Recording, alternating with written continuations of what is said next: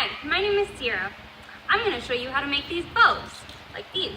You can use them for winter porch pots, you can use them for wreaths, you can use them for gifts underneath that Christmas tree for your little ones or loved ones.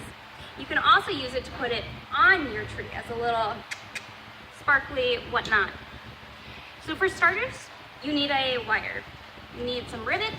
If you use a double-sided ribbon, so same on each side, great, we're not going to have a problem. However, what I do want to point out is that if you use a single-sided ribbon, so you have sparkly, not so sparkly, you're going to want to do a twist over every time you do that loop. And I'll show you what I mean by loop. So, we're going to get started on these beautiful ribbons like so.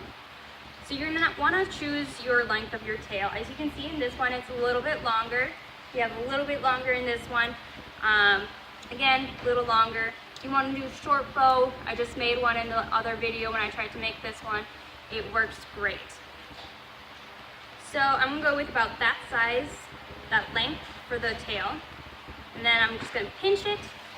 I'm going to do a small loop. So this small loop is going to be that centerpiece right here. And then we're going to, on the same side, we're going to do a loop.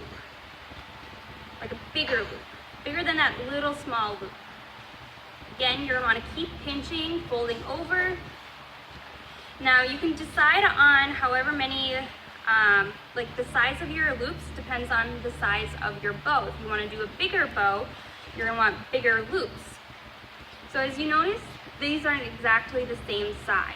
So what I'm going to do is I'm going to pull a little bit more ribbon from the spool. Same size is what we want. And I'm just going to keep folding it over, double checking that every time it's the same size loop. Now, you can choose how many loops you want to do. You want to do 5, great. You want to do 2, like I'm doing, great. So now that I have the 2 sides, but what you want to make sure to do is that, as you can see, these aren't exactly the same length. So you want to pull a little bit more ribbon while still keeping your fingers pinched. If you let go, all of your hard work is going to be gone down the drain. So they're the same length, same number of loops on each side, same length, what we want. Now I'm going to take it with my other hand just because I'm a righty. And I'm going to keep it pinched with my left hand. And what I'm going to do is I'm going to grab that wire that I cut earlier before I even started this bow. And I'm just, so you notice how it kind of, the small little bow just kind of pops out on its own. So that's where you want the front of the bow to be. So you're just going to take the wire, wrap it around. Now the trick is to kind of just keep everything pinched together. So next what you're going to do is you're going to do a twisty tie. So you know how from Festival you get those twisty ties from those breads? Same exact thing you want to do. You want to try to have it as tight as you can. Next you're going to take the wire that you had before and you're just going to loop it through that small loop. So there's a whole bunch of loops in this. And if I can do this here. And you're just going to pull it straight through like so. And what this is going to do is it's going to hold that front and center for so. If you choose to not do a small loop, that's great. You can also cut off a small little bit of the ribbon and just tie it around.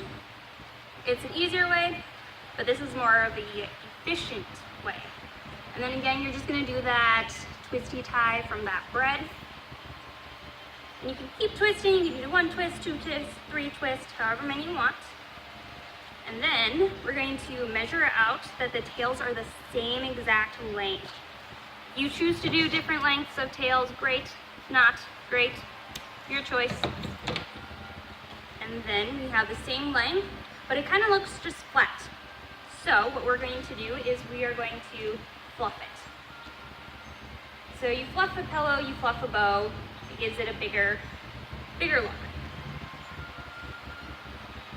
So then we have our bow, just like that.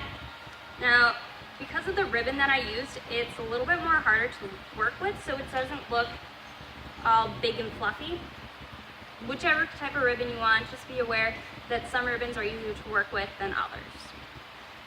So that is how you make a Christmas bow. You can use them for, again, porch pots, wreaths, Christmas trees, whatever you like. Please come visit us at Ivy Trails and you can get a bow yourself.